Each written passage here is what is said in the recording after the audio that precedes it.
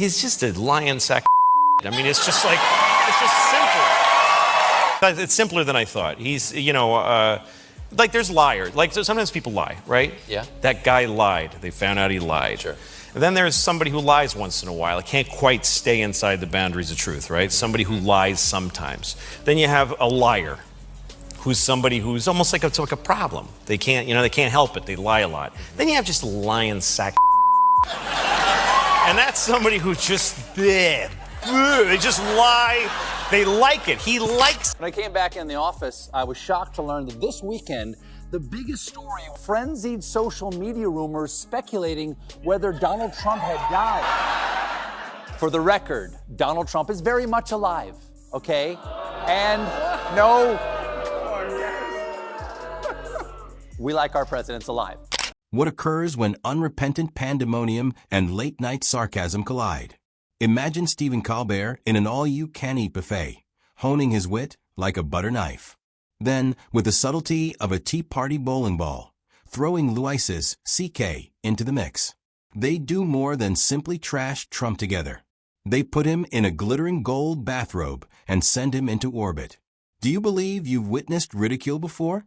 Oh no. This comedic Nepal is going to light up the world. Donald Trump is very much alive, and this whole crazy rumor started simply because he had 0 events on his schedule Wednesday, Thursday, or Friday. And one of the only signs that he might still be around was music in the Rose Garden, which the White House confirmed was the president's music. Which I gotta say is not the strongest proof of love. Trump has long been the go-to-shoe toy in comedy. The teeth mark is visible as well. There are politicians that enter the historical stage with honor. Trump then bursts in like a man who strayed into the wrong reality show audition and chose to stay, while others do so with dignity. For years, Stephen Colbert has worked to transform late-night television into a support group for Americans attempting to comprehend the events in the White House rather than a comedy hour. It's not a political position. No. It's just when you look at somebody and go, that guy's a lion sack. It's just simple. That's what the guy is. Yeah. It's refreshing in a way to see somebody who loves so much, because often you're like, I can't tell where that guy's coming from. No, I don't think his name is Donald Trump. I honestly don't. I don't know what color his hair is. No, I don't know what color his skin is. Yeah. I don't know how much money. Yeah, when he walked through a room, I'm like, nah, you're not not walking with your legs. Get out of here. Colbert has transformed Trump into his own humorous ATM, and regardless of how many withdrawals are made, the machine never runs out of content. The genius of Colbert lies in the way he makes fun of Trump, not in the fact that he does so. He doesn't only chuckle at the mayhem. With the accuracy of a physician who also happens to be intoxicated by dad jokes, he dissects it. Trump presents yet another paradox when he says tariffs are the greatest thing since the invention of the wheel, but warns that they could cause the economy to collapse. Additionally, Colbert makes it into a terrible bedtime tale. Because he was out of public view. And because when he is in public view, the internet went easy. Is Trump dead? And Trump dead were among the top searches on Google, while the top search on Bing was, as always, where find Google? Adding to all this terrible, morbid speculation, on Thursday, Vice President J.D. Vance spoke to the USA Today, and here's how he answered the question, are you ready to assume the role of commander-in-chief if needed? The president is in incredibly good health. He's got incredible energy.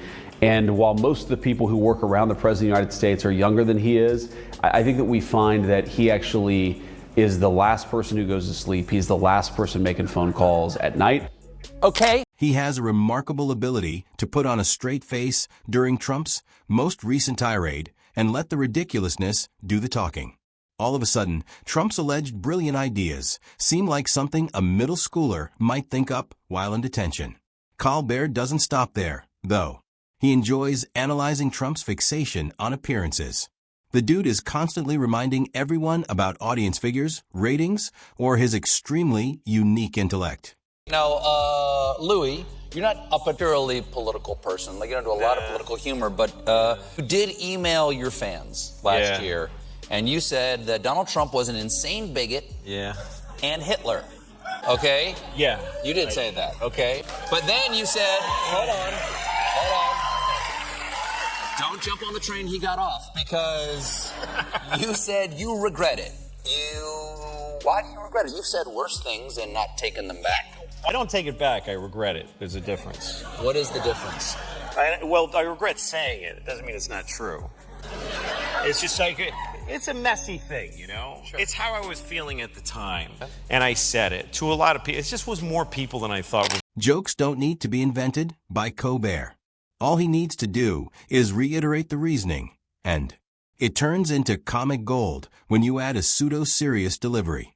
The audience roars because the truth is already stretched more tightly than Trump's tanning bed goggles, not because Collar is stretching it. It feels like America's father has finally made the decision to point out the foolishness at the dinner table, which is what makes Core's take-down approach so enjoyable. He smirks, leans in, and delivers his rebuke with the demeanor of a Catholic school principal who says, "I'm not angry. I'm simply so let down." And for some reason, that hurts more than any insult. Collar has demonstrated that sometimes the most effective weapon is simply acting as though you take Trump seriously by masterfully transforming his circus into a nightly tutorial in parody. Louis C.K., meantime, discreetly packs its things and departs as soon as it enters the arena.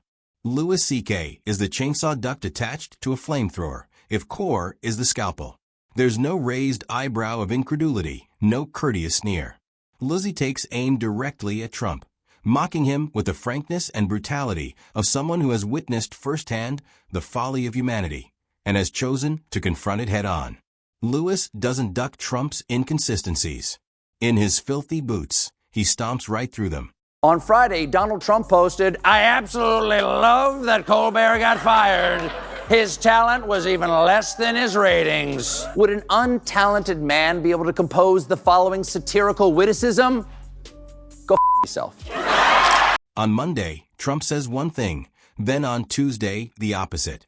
Additionally, by Wednesday, at Thanksgiving, Louis is transforming it into a stand-up act about how the most powerful man in the world is essentially your uncle who is unable to recall the narrative he is telling, but insists on getting a round of applause. Whereas Collar uses well-crafted comedy to highlight Trump's shortcomings, Lizzie puts them in the spotlight, jabs at them with a stick, and challenges the audience to not laugh. Lewis's approach is admirable because he makes no effort to be courteous. Trump's continual desire for approval, his narcissism, and his fixation with ratings. They're not only Lizzie's vulnerabilities. They are a source of humor. He accepts their fears, causes them to burst under their own weight after inflating them to cartoonish proportions. It's messy, brutal, and amusing all at once. Collar could clarify why Trump's tariff proposal is illogical. Lewis, however, gets directly to the point and makes fun of the notion that Trump could organize anything more intricate than choosing his preferred bronzer color. The kicker is this. Louis C.K. thrives when things are difficult. Lewis's humor is a slap in the face, but Colbert's is a wink and a nudge. He expresses what everyone is thinking, but is reluctant to publicly state. Trump is not only absurd, he's embarrassingly absurd. His sweet spot is making the audience squirm, then laugh, and then squirm again. When the truth is too evident to deny, but too embarrassing to acknowledge, he delights on the uncomfortable laughing that results. I'm not saying that Trump doesn't care about his followers, but Trump is saying it. And by the way, isn't that breeze nice? Do you feel the breeze? Because I don't want anybody going on me. We need every voter. I don't care about you. I just want your vote. I don't care. See, now the press will take that and they'll say he said a horrible thing. Of course, if you say a horrible thing, people are going to say what you said is horrible. That's how words work. Next, they're going to say I punched an old lady in the face just because, bam, oh!